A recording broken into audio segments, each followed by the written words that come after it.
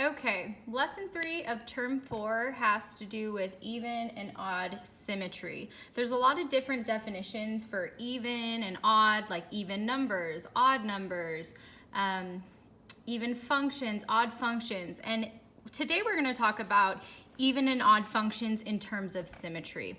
So what does that mean? What you're going to need is you're going to need the lesson, you're going to need your notebook to take notes on, and I'm pretty sure that's all. It's always nice to have your calculator right by you, so it's good to have your calculator. And I just am going to have my notepad to show you some notes. So let's get started. Even and odd functions for symmetry. So first we have to define what the heck does even mean. What does an even symmetry function mean? What does it look like?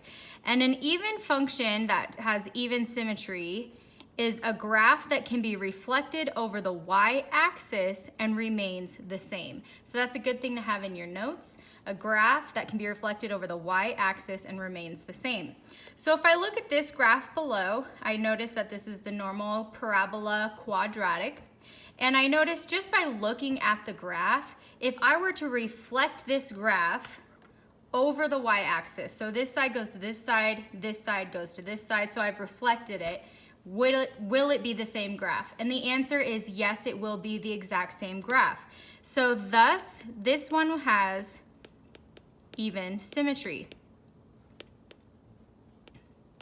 So even and odd symmetry are really they're really a lot easier to recognize when you're looking at the graph. So as you can see, if you reflect it, there's even symmetry. When we're looking at odd symmetry, here's an example of odd symmetry. Let's look at the definition first.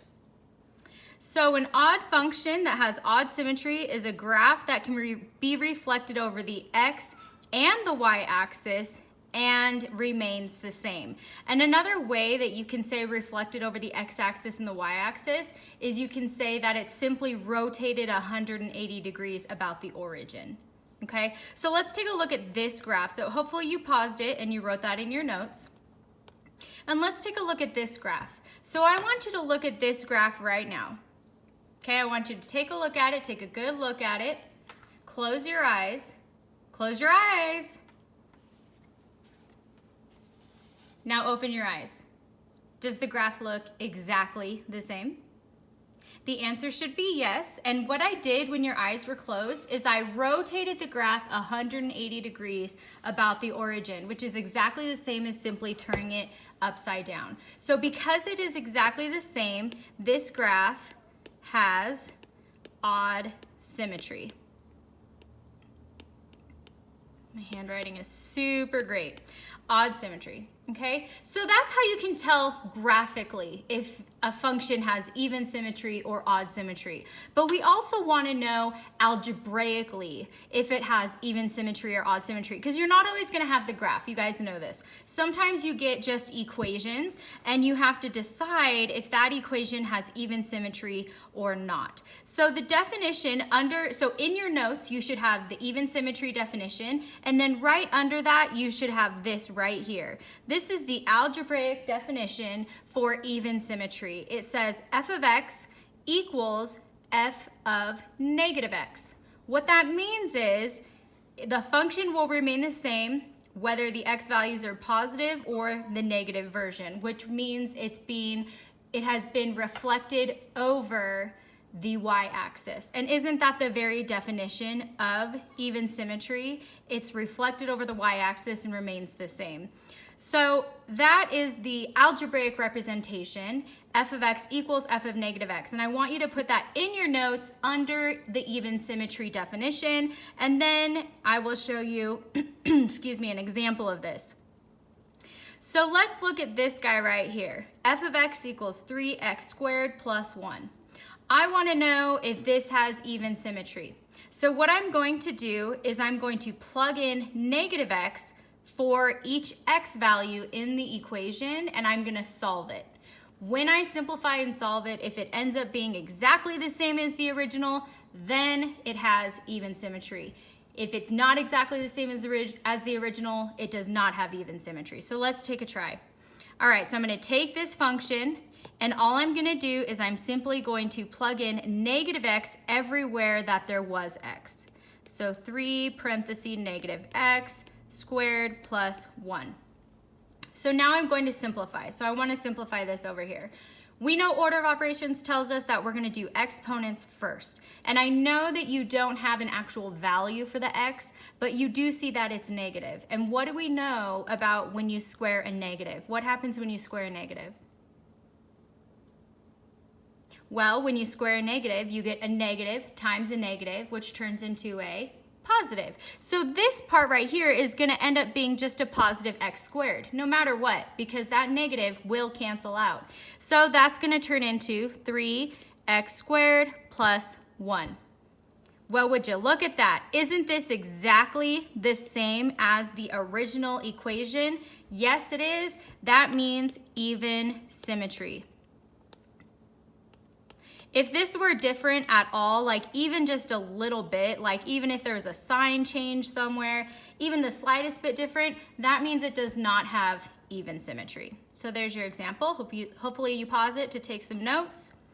We're gonna go and look at an odd symmetry question. So determine if the function has odd symmetry. I have f of x equals 1 over 10 x to the third. Now anytime, well, first let's look at the definition. I'm so sorry. Let's look at the definition. This is the definition for odd symmetry. There are two ways you can go about looking at it. If it has odd symmetry, you know that it's reflected over the y and the x. So you know the y is going to change sign and the x is going to change sign, right? So you can look at it as f of x equals negative f of negative x, which means that negative x right there means that it's reflected over y. That negative f means it's reflected over x. So that's the first way you can look at it. Another way you can look at it is f of negative x equals negative f of x. So that means if you reflect over the y, it equals the same as if you reflect over the x. Okay? I personally like this version better, this first version.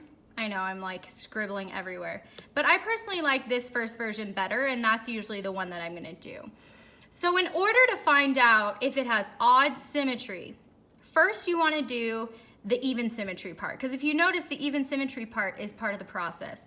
So if it has, if you're checking for odd symmetry, first, oops, let's take that off of highlighter.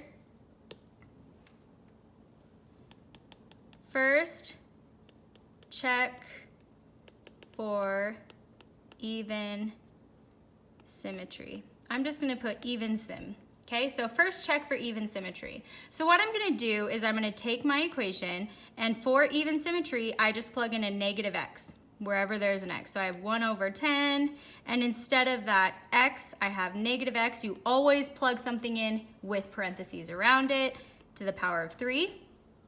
Okay, now I'm just gonna simplify. Okay, let's take a look. If I have negative anything to the power of 3, what's gonna happen? That means you're taking a negative, multiplying by itself 3 times. So a negative times a negative is a positive.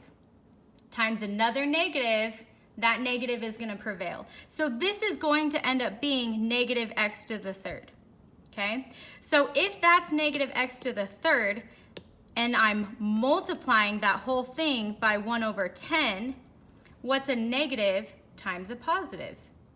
A negative. So this is going to be negative 1 over 10 x to the third.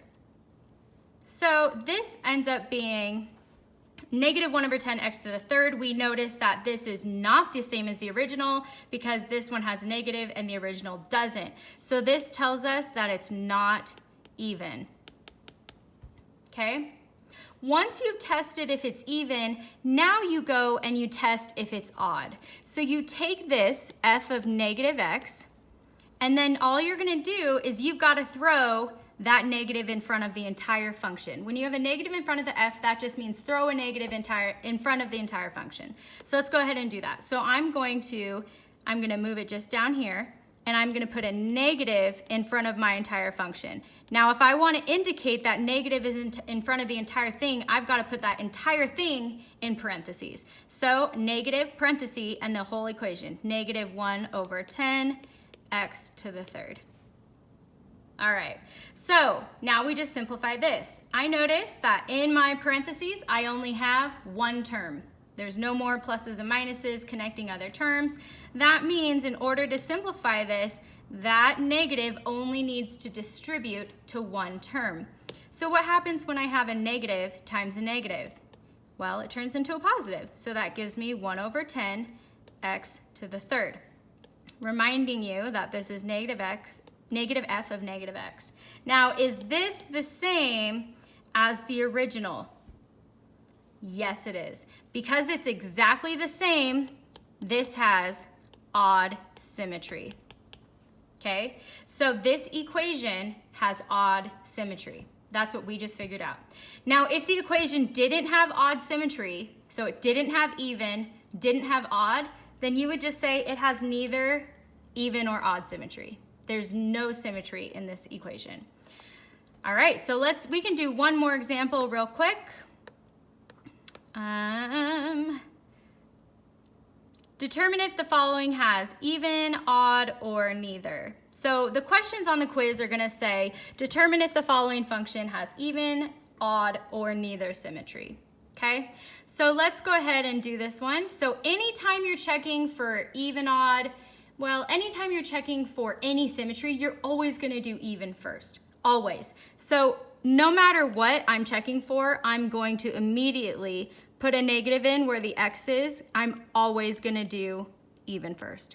So anytime you plug in that negative x, you're gonna plug it in everywhere the x was. So notice I have 2 x's here. That means I'm gonna plug in the negative x in both places. All right, now let's go ahead and simplify. So I have negative x to the 5th. Now, negative times a negative is a positive times a negative is a negative times a negative is a positive times a negative is a negative. I know that's a lot, but a good rule of thumb is if the exponent is an odd number, the negative will stay. If the exponent is an even number, the negative will cancel, because an even number of negatives multiplied together will cancel. So that negative is gonna stay. Negative x to the 5th, because that's an odd exponent. Now we move on, negative 4 times negative x. Well, what's a negative times a negative? It's a positive, positive 4x. So that's fully simplified, f of negative x. Now let's look, is this exactly the same as the original? We notice it's totally not, right? We got different signs here, so that tells me it is not even. Now we're gonna test for odd. So I'm gonna take this function and I'm simply gonna put a negative in front of the whole thing, okay? So I'm taking a negative in front of the whole equation, which means I've gotta put a negative parentheses and then write the whole equation. Negative x to the 5th plus 4x. All right, so now notice that I have 2 terms in my parenthesis, which means this negative here has to do what? Distribution, right? So I've got to distribute that negative into each term. So let's do it. I have a negative times a negative, that gives me a positive, x to the 5th. Negative times a positive, that gives me a negative 4x. And just a reminder, this is negative f of negative x. Okay, so now I look, is this exactly the same as the original? Negative x to the 5th minus 4x. Yes, it is. So this is thus odd symmetry. Now, once again, if it wasn't odd and it wasn't even, it would be neither. But this one is indeed odd symmetry. So in the multiple choice, you would just choose odd symmetry. And here's the work done out in the computer form. But I thought it would be good to kind of walk you through it. All right, hope you guys are doing well. I'm really proud of you. Keep going, hang in there. Don't forget to do the joy assignment. Great job.